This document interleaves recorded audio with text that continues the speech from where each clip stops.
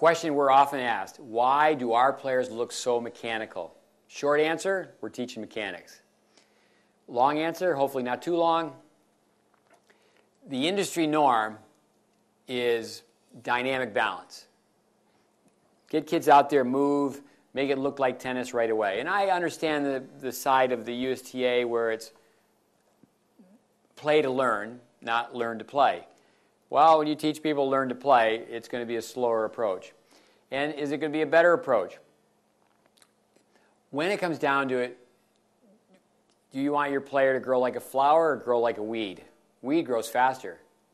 I'd much rather have a player grow like a flower, blossom at the end. You start someone at the age of 8, how do they play when they're 18?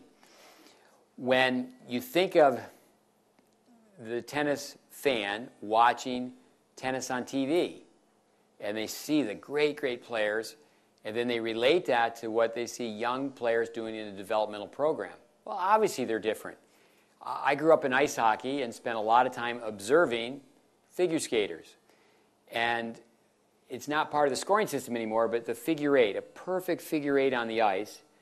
The skaters in slow motion trace that from one skate to the next skate. Now, even though that's no longer part of the scoring format, it's still used in training.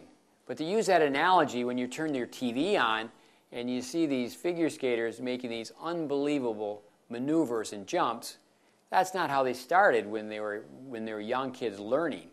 They went through dry land training. They just repeated movements over and over again. So, Vic Braden, I let my players loosen up after they win nationals.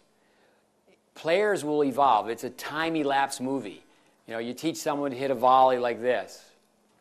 Well, in time, they split step, the ball's coming, they have to read it, they have to make all the adjustments, and it just looks so quick. When you teach someone the follow-through, once again, static balance, you're going to have someone hit, hold, self-evaluate. That's another reason our students look mechanical, is we're having them self-evaluate. That's part of the cognitive processing. It's not just automatic. Hit, hold, check your wrist position.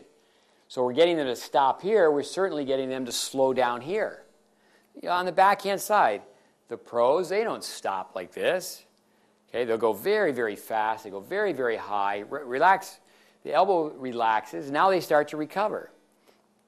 So when it comes down to it, yeah, certainly our students will look mechanical. They'll look robot-like.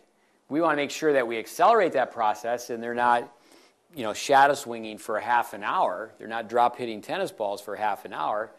We like to have people just in the very beginning of practice for a few minutes and the very end of practice for a few minutes. Go back, and then it could just be the stroke review. It could be drop hitting some tennis balls. But when it comes down to it, if people start with a fundamental base and they work on mechanics, eventually it does their tennis game, their strokes, look more loose, look more natural.